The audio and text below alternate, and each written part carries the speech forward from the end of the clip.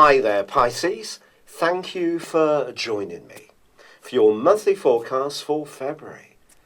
This can be an incredible month for you.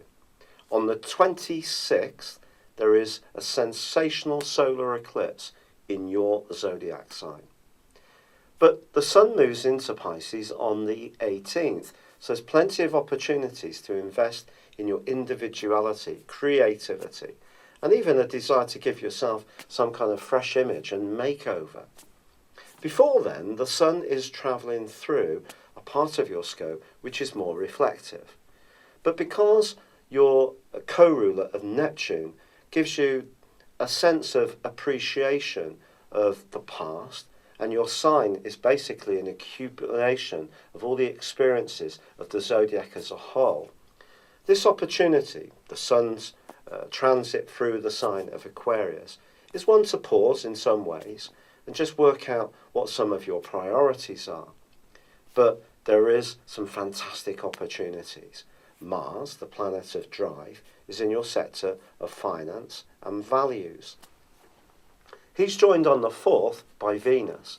You can expect almost immediately an improvement in your financial circumstances. If you are in an intimate relationship, the chances are things can hot up between you and your partner. If you're looking to meet someone, well, it's possible that someone who's quite earthy, but with a real appreciation of good food and wine, is someone who you can be attracted to. It is true there's also a quarter moon on the 4th, and there could be a little bit of gossip doing the rounds in the following week.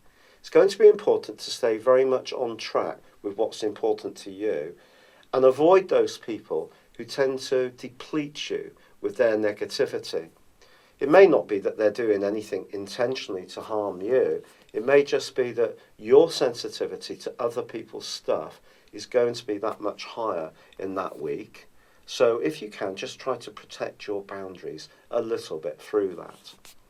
Now on the 6th, it is true that Jupiter, the planet of expansion, which is in your sector of long-term financial success, does go into a retrograde. In the following 16 weeks, it's going to give you an opportunity to dig down a little deeper into your personal resources to see if you can mine just a bit more from its potential. Do not see this retrograde as a negative. Also, Jupiter continues to forge a great angle to Uranus, also in your second solar house, like Mars and then Venus, which suggests flexibility and innovation are going to be very important to your success. And also, both Jupiter and Uranus continue their association to Saturn, the planet of structure and of stability, which is in your sector of worldly interaction. Now, it is true that over the last couple of years, probably your work situation has not necessarily been that easy. But over the next 10 months, you can start to see real evidence growing that all your hard work, perspiration and application will pay off. And that can certainly be the case this month, because the combination of Venus and Mars and the midpoint between them in the sign of Aries can be very good for attracting loot, attracting affection, attracting any good thing into your world. Believe it's possible. Now, Mercury is going to move into the sign of Aquarius on the 7th.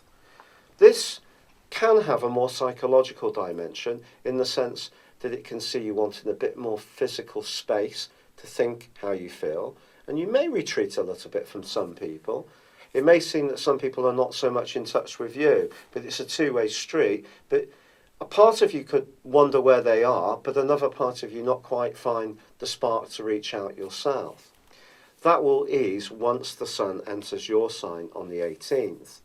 But from the 12th through till the 22nd, Mercury is forging an awesome angle to Mars. Don't underestimate the importance of confidential discussions, discreet soundings. If you're meeting up with people, finding out about things, doing your research, it's all building a picture which can help you to do better financially, but also to feel better about you. And after all, Once we all feel better in ourselves, then all sorts of good things tend to come our way. We can almost visualize it into life, manifest it, as you already know. So the angle between Mars and Mercury is a very efficient one to link your thoughts with your actions, but it just may mean you do need to be a bit more discreet about some of them. Once the Sun gains a toehold in your sign on the 18th, things will start to gain traction, however. Your vitality will improve. You'll feel more outgoing. You're moving into a part of the year which really can be absolutely sensational for you. But before I tell you a little more about that, on the 11th there is a lunar eclipse. This lunar eclipse occurs in the sign of Leo, and it links in, of course, to the Sun, but it's also connecting with Uranus, with Jupiter, and with Saturn. So the ongoing pattern that's been in the back of your chart since the last 2 months of last year, which is asking you to think about your resources, but also work hard to improve your lot, that's going to be helped dramatically by this particular lunar eclipse.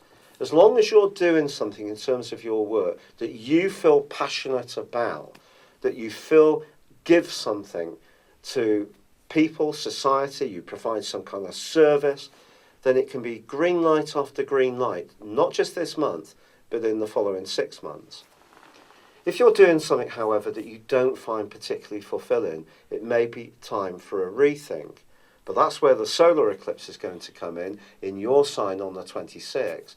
This is going to combine with your co-ruler of Neptune, and that combination is so richly imaginative.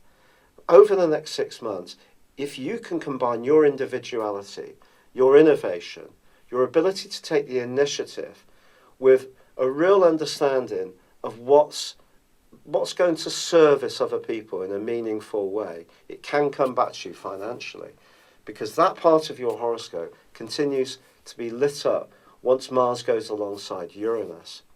However, it may mean that an opportunity to earn more money, feel better about yourself, get up close and personal in a sensual sense with someone, in the last days of this month, you may need to react to this quite quickly, and it may mean checking out of a plan that's been in motion for some while.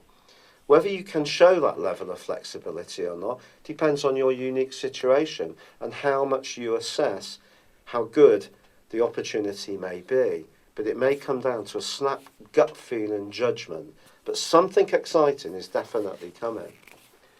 However, Mercury also moves into your sign on the 26th, and that's really going to bring you into the present. But I must be entirely honest, Mercury is not particularly happy in your sign. It's in detriment and in fall. So your creativity at times could be knocked off course by doubting yourself, by listening too much to other people's viewpoints, but not sticking to what really makes the most logical sense.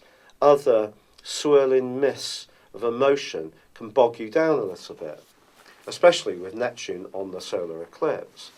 What's going to help you, though, is that on the other side of the heavens, the North Node is in the sign of Virgo, and that's anchoring things. It's going to be in opposition with Mercury, and it's kind of saying, look, whatever you decide, do ensure that it has some kind of practical value.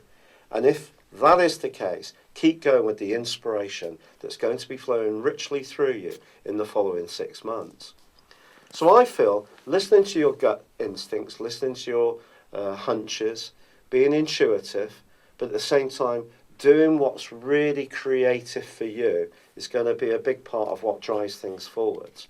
But there's an earthy part of this month that can be so sensual and exciting. If you have been on any kind of diet since the turn of the year, you could be seriously challenged this month.